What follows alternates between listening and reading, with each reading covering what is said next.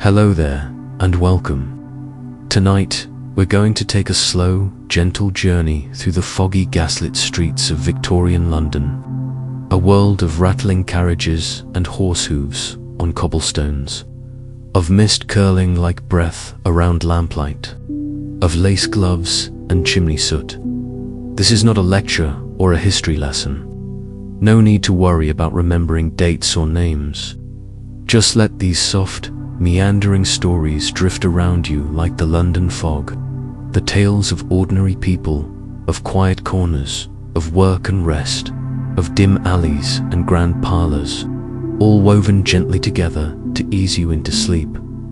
Before we begin, if you find peace in these stories, consider liking, commenting, or even subscribing to this channel. Your support helps keep this calm little corner of history glowing softly for more nights to come. And if you'd like to share your favourite part of Victorian London, or what helped you fall asleep, I'd love to read your thoughts in the comments when the sun rises again. Now, find a comfortable position. Let your eyes grow heavier. Let your mind slow down with the rhythm of the past. Imagine you're walking slowly through a quiet London street in the 1860s. A thin mist rising from the ground, curling around your boots. The amber glow of gas lamps casting halos in the dusk. We'll begin our tale now, gently, calmly, like a soft footstep on cobbled stone. Let the stories carry you. And as we travel through Victorian London together, I hope sleep finds you easily and stays with you through the night. Let us begin in the early morning, in a London that wakes slowly beneath a blanket of soft grey. The year is 1854. The fog is not just weather, it's part of the city's rhythm, drifting low over rooftops and curling around chimneys as though the sky itself is reluctant to rise. In the wealthier parts of the city, perhaps Kensington or Mayfair, the day begins in quiet refinement. A maid tiptoes through the drawing room with a silver tray, laying out tea for her mistress. The fire is already kindled. The porcelain cups rattle ever so slightly on their saucers as the house warms up for another genteel day. The mistress will rise late, bathed and dressed by servants, her corset laced with care. The scent of lavender hangs in the air. But not far away, only a few miles, perhaps the morning feels entirely different. In Southwark or Whitechapel, in the shadowy eastern boroughs, chimney sweeps are already at work. Boys not yet 12, shimmying up flues in blackened shirts. Street vendors cry out softly, their voices muffled by the fog. Eels, hot pies. A woman crouches over a washtub in a narrow alley, her red hands plunged into grey water. She hums quietly to herself, not in joy but in rhythm. Scrubbing, rinsing, scrubbing again. In these poorer streets, the fog feels heavier, as if soaked with soot and sorrow. It clings to the skin, darkens already soiled coats. The buildings lean close together like weary neighbours sharing secrets. The ground is slick with mud and ash, and the smell a mixture of coal smoke, horse manure, and boiling cabbages part of daily life. Yet even in the thick of this murk, there is a rhythm. Children run through the fog, laughing with soot-streaked faces. A man tips his hat to a neighbour with a kind smile. Life persists, not because it is easy, but because it must. And all the while, the gaslights flicker. These golden globes of fire shine through the murk like little stars pulled down to earth. They illuminate doorsteps and pubs, drawing weary workers like moths. They hiss softly as they burn, as though whispering to the city's secrets. The Thames flows dark and steady at the city's heart. Barges creak along its wide back, disappearing into the haze like ghost ships. In In the distance, the grand dome of St. Paul's Cathedral rises like a pale mountain, barely visible through the fog. It is a constant presence, serene, London, for all its contradictions, holds itself together in quiet dignity. It is a city of sharp contrasts, gilded salons and damp basements, lace gloves and fingerless mitts, roast goose and turnip broth. But these things exist side by side, and through the fog, one life brushes against another. So close your eyes, if you haven't already. Imagine the soft clop of hooves on stone, the far-off cry of a rag-and-bone man. Let the fog wrap around. You like a blanket, we are just beginning. Now let us walk on. Slowly, night has fallen over London, though the fog never truly lifted. The city transforms under the glow of gaslight. Lanterns mounted high on Castian posts hiss gently, their flame dancing behind thick glass. Streets that were dull in daylight now shimmer faintly, wrapped in shadows and quiet golden halos. The gaslights were a marvel of the age. Before them, Londoners depended on candles and oil lamps, which guttered and smoked. But by the mid-1800s, gaslight spread like a quiet revolution, bringing gentle illumination to the darkest corners. It did not banish the fog, it could never do that, but it gave it shape. Imagine yourself standing at a crossroads near Covent Garden. The market has mostly emptied. A flower seller lingers, her skirts damp, her arms filled with fading violets. You can smell them if you try, soft and crushed, mingled with the temps of coal smoke. A constable walks by with slow, deliberate steps, his heavy coat brushing his boots. The lamps above you flicker a little as the wind moves through. Their light is golden, almost honey-like, and it spreads slowly down the stone walls, casting long shadows. Everything is quiet. Even the pubs, rowdy just an hour ago, seem to hum more than shout. In the drawing rooms of the well-to-do, the same golden glow is now refracted through etched glass chandeliers. Silk dresses rustle as guests sip warm punch and gossip softly beneath ceiling medallions. Gentlemen laugh in low voices over brandy. But even here, gaslight is both luxury and limitation. It warms, but it does not pierce deeply. Far below, in the tunnels where sewer workers toil, gaslight is used with care. Too much gas in the air, and a spark could cause an explosion. These are the hidden corners of the city, forgotten, yet vital. Workers descend with caution, navigating the underbelly by lamplight and instinct. Children, too, watch the lamplighters with wonder.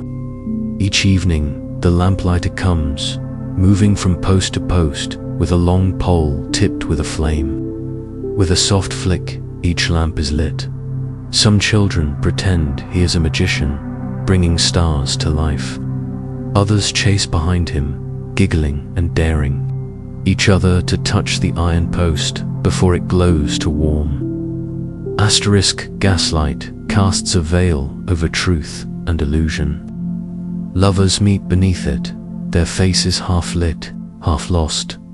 Pickpockets thrive in its softness, their hands moving unseen. It flatters the city and forgives its grime. Even in prison yards, the gaslight burns never for comfort, but for control. At Newgate, a woman waits in her cell, staring at the soft glow from a lamp beyond the bars. She counts the flickers instead of sheep. Back in the street, a writer leans over his notebook in a garret window. He watches the passers-by down below. In the haze, one story fading into another. Gaslight makes the mundane poetic. He scribbles notes in the hope that one day someone might remember the city not just for its industry or empire, but for these quiet, golden evenings. Asterisk, so let your mind rest here for a moment. Asterisk, let the scenes soften around you. You are safe beneath the gaslight, and the fog still drifts. Now let us step inside. Perhaps we enter through a tall door, its brass handle polished to a shine by unseen hands. We are in a house of means, not a palace, not a mansion, but a fine, respectable London home of the middle or upper middle class. Asterisk, the air smells faintly of beeswax polish and baking bread. The wallpaper is floral and a little faded. A pendulum clock ticks gently from the hallway. All around us is quiet order. But this home contains many lives, some lived in satin and others in soot. Asterisk, let us first climb the polished stairs, slowly, to the upper rooms. Here, a young lady is having her hair curled. Her governess reads quietly from a volume of Byron. The girl is learning French. She is not expected to work, but she will be expected to marry. Behind her laced curtains, she gazes out toward the street, curious about a world she cannot enter alone. Her dresses are hand-stitched, her gloves kept pressed and perfumed in tissue paper. Asterisk, her mother sits in the drawing room downstairs. A visitor has come to call her, quiet conversation over tea. The silver teapot is warm beneath a velvet cozy. They speak in soft tones about a niece's engagement or a cousin's inheritance. The room is warm, full of ticking clocks and the scent of rosewater. Asterisk, but now we go lower. Asterisk, past the landing, past the entryway, and down again to where the wooden stairs creak a little. We are in the servants' quarters now. It is a world apart, lower ceilings, stone floors, constant motion. The cook is stirring a pot of stew that has simmered since noon. A scullery maid polishes spoons until her fingers cramped. A boy, perhaps only 12, delivers coal to the hearths above. His boots are too large for his feet. Asterisk, this is life below stairs. It begins before dawn and ends long after midnight. The work is ceaseless. To a guest upstairs, the fire simply appears, lit. The tea arrives, steaming. The linen is always clean. But behind each of these comforts is hours, sometimes days of quiet labor. Asterisk, a housemaid rises before the sun. She cleans fireplaces before her mistress wakes, makes beds, beats rugs, and carries water up for flights of stairs. Her hands are rough and red, and she owns perhaps to dresses both dark, both patched. Still, she is proud. Her apron is always clean. Asterisk, hierarchy rules here, too. The cook commands her kitchen with precision. The butler, solemn and precise, manages the household's male staff. Below them, footmen, maids, and errand boys. Each knows their place. Each performs their duties with care. Respectability matters even here, in the shadows of society. Asterisk, sometimes the mistress will pass through the kitchen. She will nod politely, perhaps say, "Good morning, cook." But their worlds do not mingle. Their days unfold in parallel, under the same roof, but divided by both custom and class. Asterisk, and yet there are moments of strange intimacy.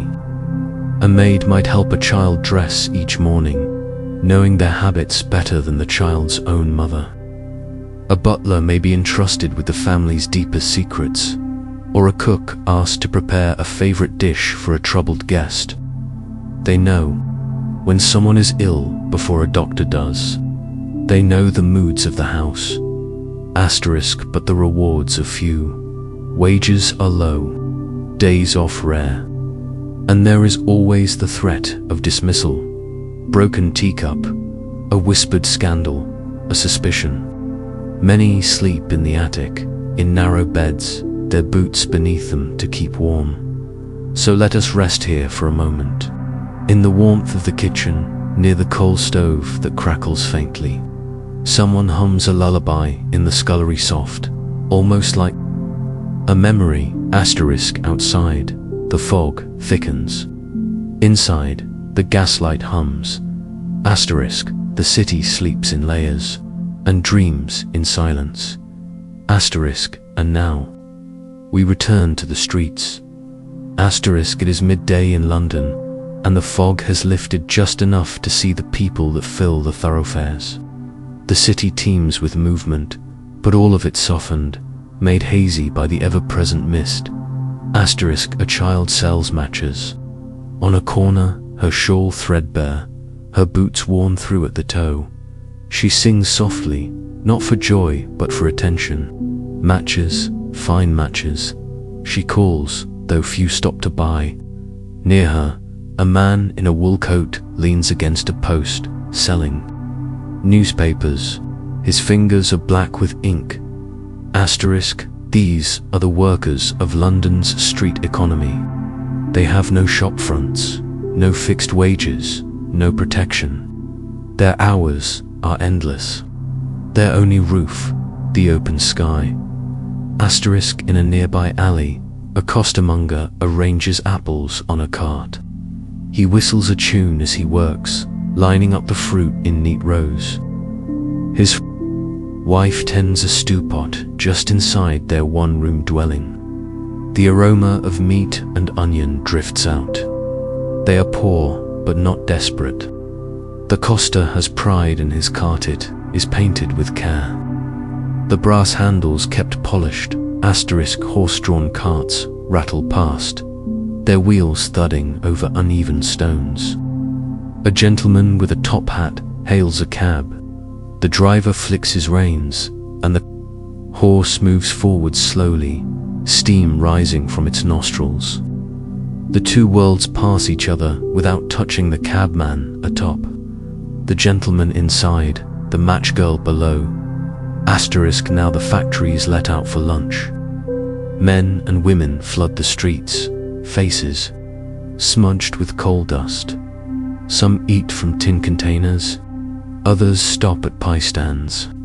A few lean against walls, smoking quietly. Most return without speaking. Their time is short. The factory whistle waits for no one. The working day is long. In textile mills, the roar of machines is deafening. Fingers move quickly, dangerously, close to moving parts. In the match factories, young girls dip wooden sticks into phosphorus soften until their teeth fall out, poisoned by the very product they make. This illness has a name, phossy jaw. The pain is constant. Still, there is little choice. Work is work. A job lost is a roof lost, a meal gone. And so they carry on. In the shadows of arches and beneath bridges, the homeless huddle. Some are families, others are boys on their own, sleeping with newspapers for blankets. They beg during the day, or shine boots, or sweep crossings for pennies. The nights are long. The gaslight is distant. But there is also color, sound, even joy. In Spitalfields, an organ grinder plays a tune. Children dance in the street. A crowd gathers, laughing. For a moment, the soot and fog are forgotten. At Petticoat Lane, market stalls overflow with bolts of cloth, ribbons, cheap jewelry. Housewives haggle cheerfully. A butcher calls out prices. Someone slips a turnip into their coat pocket when no one is looking. A dog barks and is shooed away with a broom. The city is alive. Harsh, yes, but not without beauty. Even the worn faces glow for a moment in the late afternoon sun, as it breaks through the clouds above Westminster. A group of charity workers hands out bread. A nurse from a new hospital bandages a child's arm. A priest offers blessings in 3 languages. These moments, though small, ripple outward. And so the day goes on. By dusk, the fog begins to return, rolling in from the river, wrapping itself around buildings once again. It softens every edge, turns every figure into a silhouette.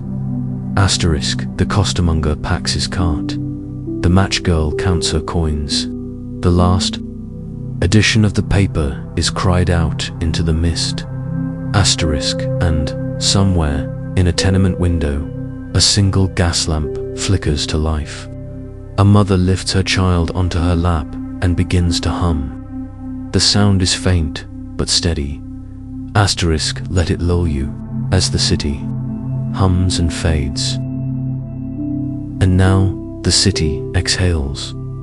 Night has fallen fully, and London glows with a gentle shimmerdim, golden and flickering. The gaslights have been lit, one by the steady hand of the lamplighter. He walks slowly down the street with his long pole, stopping at each post. A quick turn, a soft hiss, and then light. Not a bright one, but enough to keep the shadows at bay. This light is like no other, soft and warm, with edges that blur. It casts halos on the cobblestones and turns puddles into little mirrors. The fog, still low to the ground, catches the glow and carries it, spreading it softly through alleyways, across bridges, and between chimneys. We walk slowly now, listening. The noise of the day has passed. The clatter of carts, the shouting of street vendors, the hammering of iron, all faded. What's left is quieter hooves on wet stones, a distant bell, the rustle of footsteps in Mayfair behind tall railings. Servants douse the lights in grand houses. Silver is locked away, curtains drawn. Parlors grow still. Upstairs, books are closed, fires are banked, and the house settles into silence. The family sleeps behind heavy doors, unaware of the city, continuing its slow spin outside. Further east, in the poorer quarters, the streets remain awake a little longer. A group of dock workers gathers outside a pub, their laughter low and tired. A violin plays from within perhaps, someone's bow gliding across the strings with the last of the day's strength. In an upstairs tenement window, a child leans against the glass, watching the glow of gas lamps in the street below. Her mother hums quietly as she braids the girl's hair for bed. Their room is small, the wallpaper peeling, but a single candle lights the space with golden calm. Downstairs, someone reads aloud from a newspaper. Not the front page, but the serial story at the back. A mystery or a romance. Listeners sit in silence, heads tilted. In this moment, words are wealth. The air smells faintly of coal smoke, candle wax, and the river. The Thames itself moves slowly to night, dark and thick, with little more than a whisper. Barges creak against the docks. A single gull cries out, then falls silent. Let us walk along the embankment. The gaslights here are taller and the shadows longer. On a bench sits an old man in a wool coat, hands in his lap. He watches the river as though waiting for a memory to rise. His hat rests beside him. He is not asleep, but not fully awake, either just drifting like the water dot nearby. A constable makes his rounds, boots echoing on stone. He tips his helmet at a couple passing arm in arm. They nod, grateful for the safety he provides. There is little crime tonight. The cold and fog keep most indoors. We pass a churchyard.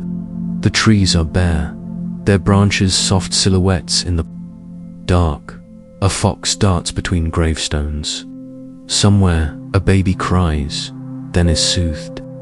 Life continues, even here, wrapped in stillness, and the gaslights burn on. They are not perfect. They flicker and hiss. Some gutter out in the wind and must be lit, but they are steady companions, witnesses to every silent moment of this sleeping city. They light the path for the night walker, the nurse, the milkman, the poet unable to sleep. Even the stars are softer here. Behind the smoke and mist, they twinkle dimly, like old coins scattered in the sky. The moon is high now, pale and thoughtful, peeking between rooftops and chimney pots. Inside homes, dreams unfold. The young girl from the townhouse dreams of Paris. The costermonger dreams of a better cart. The match girl dreams of warmth. Even the butler dreams, though no one would guess it. And you too might be drifting now. Let your thoughts grow slower, your breath softer. The hum of Victorian London is gentle now, like a lullaby written in gaslight and fog. Rest in this time where everything is slower. Let the quiet cobblestones, the amber glow, and the soft clop of distant horses carry you deeper into sleep. You are safe here. You are warm, and the city will keep watch. Good night.